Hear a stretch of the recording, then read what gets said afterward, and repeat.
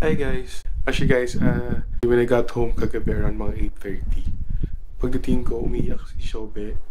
Sabi kasi nadapa daw. Naglalaro kasi siya ng parang yung scooter, yung dipad jack na scooter yung nakatayo ka.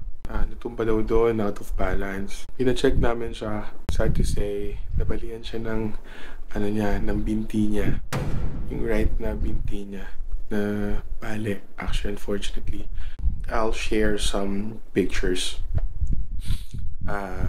with regards sa nangyari.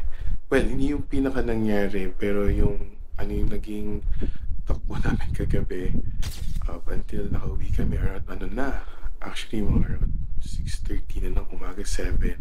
Ayun, so as of now, nakasplint pa lang siya. And then, aalamin namin sa follow-up within this week kung ano yung next na step. Either ikakast pa siya or kailangan ng surgery.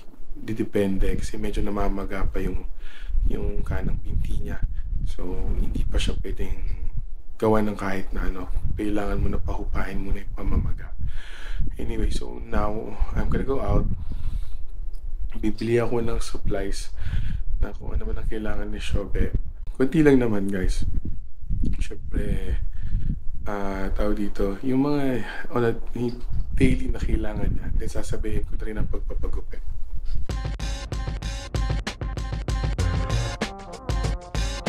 Guys, actually nakauwi na ako. Almost anong oras na ba? Actually 11 na. 11 na guys. So, nakapag-grocery na ako ng konti.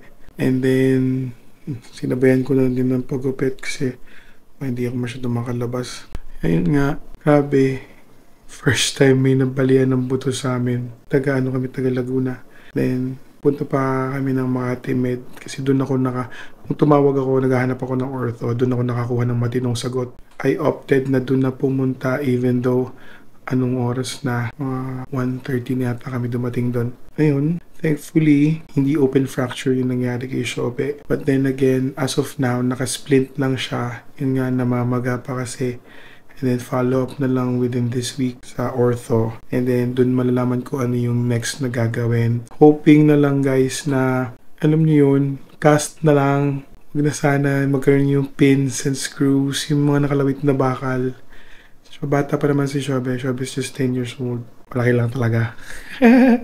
So, siguro mga nakauwi na kami kanina. Siguro around mga 6:37 ng umaga from Makati Med. Sa mga taga Makati Med po sa ER, thank you po. Sa mga hindi nakakaalam kasi guys, actually graduate ako ng nursing. I'm a registered nurse. Although non-practicing ako, hindi ako nagpa-practice sa hospital.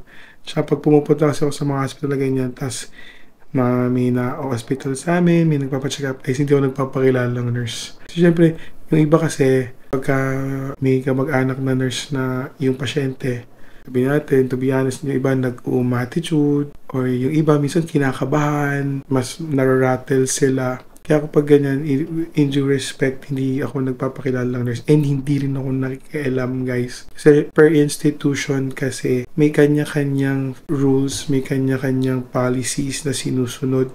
Sa mga ibang dyan, nasa medical field, alam nyo naman yan. Kaya in due respect, hindi talaga ako nakikialam. I would rather ask nicely if meron akong hindi naiintindihan. Kasi guys, I think more than 3 years na akong hindi nagpa-practice ng nursing. Although may alam pa rin ako theoretically, and sometimes may mga skills kasi talaga na hindi na talaga mawawala. Hindi ko kasi guys ugaling magmarunong. Inahayaan ko sila. If there is something that I do not understand, I ask very nicely. Kasi alam ko yung pakiramdam ng nurse sa ER. Kasi guys, ER nurse ako before, tsaka med-surg ward ako. Ayokong maka-add sa toxicness ng mga nurses. Kasi alam ko yung pakiramdam na yun.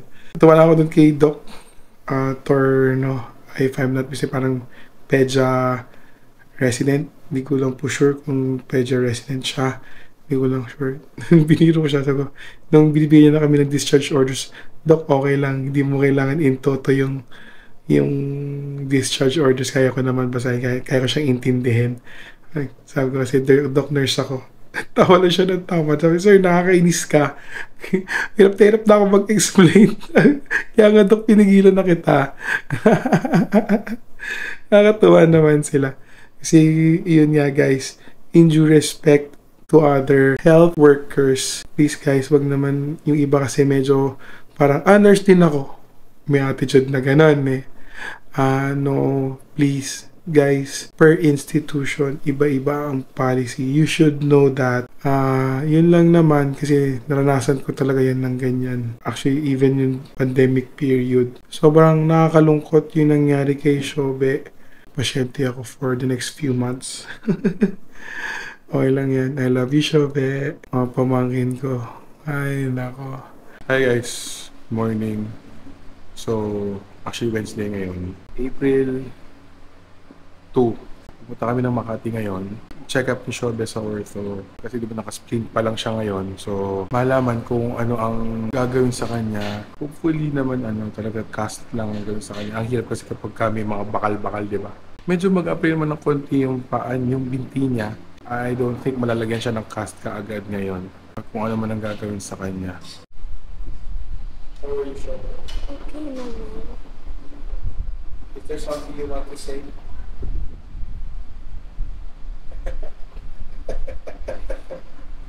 Saan tayo pupunta ngayon? Makati na. Gagawin natin lang. Magpapacheck up. Yun guys, papunta namin ng Makati Med niyan. Medyo sakto lang kami sa oras para hindi naman masyadong malaki yung oras na iniintay namin. Dito, makita nyo, actually pa south na to kasi pauwi na kami niyan. Ayan, kulay blue yung napili ni Shobe. Yung time na yan, hindi siya komportable. Siyempre, nag-a-adjust pa. Hi guys, so actually medyo gabi na. Late na kami nakauwi kasi parang past 2 na kami nakita nung doktor. Well, actually 2:15 naman talaga yung schedule ng appointment talaga namin. Good thing guys, cast lang talaga ang ginawa kay Shobe. Natatakot ako baka mamaya yung may mga nakalawit na bakal na ganun-ganun. Doon ako natatakot. So, good thing, cast lang talaga siya. So, up until mid-thigh ang nakakast sa kanya kasi kailangan talaga immobilize yung knee niya kasi magagalaw at magagalaw yun kung below knee ang gagawin. Yun lang naman kasi talaga yung worry ko. Natatakot talaga ako noon kung yung mga may bakal-bakal pa kasi nakakaawa naman yung bata. And the good thing is, open pa yung growth plate niya kaya hindi din talaga ina-advise ng doctor na yung ortho na yung mga bakal-bakal or mga surgery ang gagawin sa kanya. And ayun, as of now, okay naman si Shobe. Actually, may time na parang hindi siya komportable. Siyempre, bagong lagi lang. Kaya naninibago siya. Sa mga nagme-message sa kanya, mga nagko-comment po sa Facebook, sa page po ng sister ko sa amin. Thank you so much.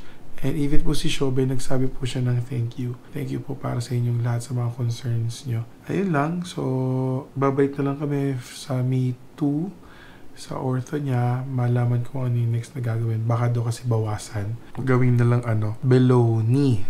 So, hopefully gano'n na para hindi mahirapan yung bata, di ba? Anyway, thank you guys. And see you on my next vlog, maybe. Bye-bye.